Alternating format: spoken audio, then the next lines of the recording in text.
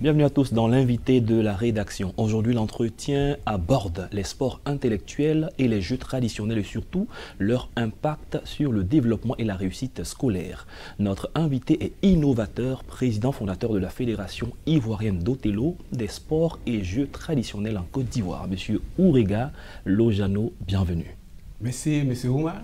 Vous êtes par ailleurs premier médaillé africain d'Othello à la 34e Coupe du Monde d'Othello aux Pays-Bas en 2012, vice-champion du monde des sports et des jeux traditionnels en Arabie Saoudite 2019 et plusieurs participations mondiales de 2009 à ce jour. Félicitations à vous. Merci beaucoup. Aidez-nous à comprendre ce que c'est que l'Othello. Bon, l'Othello fait partie de la grande lignée des jeux de société et l'Othello, c'est un jeu qui s'appuie sur le cerveau. Voilà. Donc, les jeux cérébraux ne sont pas beaucoup utilisés. Et les jeux intellectuels ont la même signification que les sports de l'esprit. Mais dans tous les cas, ils sont utilisés pour... Ce qui signifie que ce sont des jeux de cerveau. Ils sont gentils, on l'utilise avec notre cerveau. Mais jouer à ces jeux, il ne s'agit pas d'être plus fort, plus rapide, mais d'être intelligent. D'accord. En Côte d'Ivoire, ici, comment ça s'implante, comment ça se pratique en Côte d'Ivoire? Bien, en Côte d'Ivoire, il faut dire que je ne savais pas que...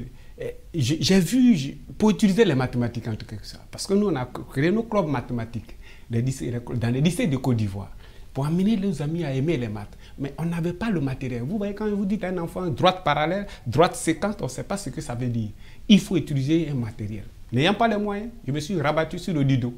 Le ludo, est joué dans toutes les familles de Côte d'Ivoire, dans tous les foyers, mais les gens ne savent pas l'importance. Or, c'est une mine d'or intellectuelle. Alors, il fallait valoriser cela. Et c'est en appelant le ludo. Les gens se moquaient, on dit non, mais c'est ceux qui ne maîtrisent rien. Pourquoi? Parce qu'il y a un chapitre qu'on appelle en terminale la probabilité. Et c'est le ludo qu'on utilise. Voilà, le lancer des dés. Alors, pourquoi on l'utilise en classe et on ne peut pas l'utiliser dans la vie active? Ça peut permettre à nos amis de jouer. Et je l'ai utilisé dans ce sens. Alors, je cherchais un brevet. Puisque je n'ai pas les moyens pour fabriquer le plateau, je l'avais déjà conçu, mais je ne sais pas comment ça s'est passé. Alors, j'ai étudié le ludo et je l'ai appelé Othello. Dans bon dida de niveau d'Akabia, j'ai dit Otiamolo, ça veut dire que je ne connais pas mathématiques, je connais papier, mais malheureusement, je ne peux pas réussir. Pourquoi? Alors, il fallait utiliser ce nom. Et Dieu merci, les médias ivoiriens m'ont médiatisé et il fallait venir. Et c'est la Fédération française qui est venue en Côte d'Ivoire en 2009 pour s'enquérir. Parce que c'était vraiment une grande coïncidence historique pour moi. Parler d'Othello en Côte d'Ivoire à travers le ludo, alors que ce matériel ici présent était dans le monde. D'accord, expliquez-nous le support et comment ça fonctionne. Bien. Les principes du jeu. Le support que vous voyez, c'est un carré de 64 cases, 8 sur 8, et il faut 64 pions. Alors ici, notre objectif, c'est d'utiliser les figures géométriques. C'est la symétrie centrale, la symétrie orthogonale. Et le retournement, comme en géométrie. Alors, ici, il faut placer, il y a une base de données déjà. Donc, on utilise le repère autonomie. Donc, le pion noir a pour repère E5, E4. Et le pion blanc a pour repère E4, D5. Donc, vous comprenez bien qu'à partir de là, tous les pions doivent utiliser ce qu'on appelle l'encadrement d'ordre 1, d'ordre 2, d'ordre 3. Et tous les pions encadrés prennent la forme de, on pourrait dire caméléon. Quand un pion blanc, comme ici, est encadré par les noirs, il devient noir. L'objectif, c'est d'avoir plus de noirs que de blancs. Parce qu'il y a deux joueurs qui sont en face, blanc et noir. D'accord. Dans nos villages, on joue la Wallet, on n'a pas besoin de toute cette connaissance de repères orthonomés, de E1, E6, tout ça. Et l'Othello, c'est très intellectuel. Qui joue? Tout le monde. Tout le monde. Ça dit que nous l'avons adopté à l'école pour pouvoir bonifier les élèves. Vous savez, quand je joue à l'Othello à un enfant, l'enfant n'a plus peur de toutes les matières. Parce que l'Othello fait ressortir comme à Wallet. C'est cette discipline qu'on joue partout ici en Côte d'Ivoire. Mais les gens ne savent pas qu'à l'université en Angleterre, ça s'enseigne. Donc, ici en Côte d'Ivoire, on a tendance à minimiser, banaliser. Mais c'est très important. Donc, moi, je voulais amener les enfants à aimer. Et quand vous jouez le ludo, et que vous jouez à Wallet, que vous jouez ces jeux traditionnels comme Othello, l'enfant se prend en charge. C'est ça qui est important. Il se prend en charge parce qu'il se sent concerné. Il voit le monde. Les mathématiques vous amènent à s'évader. Vous savez, compter, Lire ne veut pas dire que c'est pas devenir, c'est pas littérature. Compter n'est pas mathématique. Mais c'est quand vous travaillez et que c'est là où ça fait sortir votre capacité et la beauté mathématique pour vous ouvrir dans le monde. Donc, en jouant, ça développe l'esprit. Il y a quelques années de cela, vous avez effectué des missions en Autriche, en Allemagne. Oui. Dans quel cadre? Bien, nous étions allés en Coupe du Monde en République tchèque. Et après République tchèque, nous sommes venus parce qu'on avait une université de Berlin. Tu avais besoin, on a un partenaire là-bas, tu jouais. Donc, il a dit de venir, ce que je fais nous faisons en Côte d'Ivoire, il fallait que je vienne produire cela. Et là, nous sommes partis à l'université de Berlin. Une école de Berlin et puis une université de Berlin pour expliquer le bien fondé. Mais il fallait voir. Et c'est en cela que je remercie l'ambassadeur de la Côte d'Ivoire à Berlin. Nous avons organisé un tournoi au niveau de l'ambassade. Tu portais le nom de l'ambassade de Côte d'Ivoire à Berlin.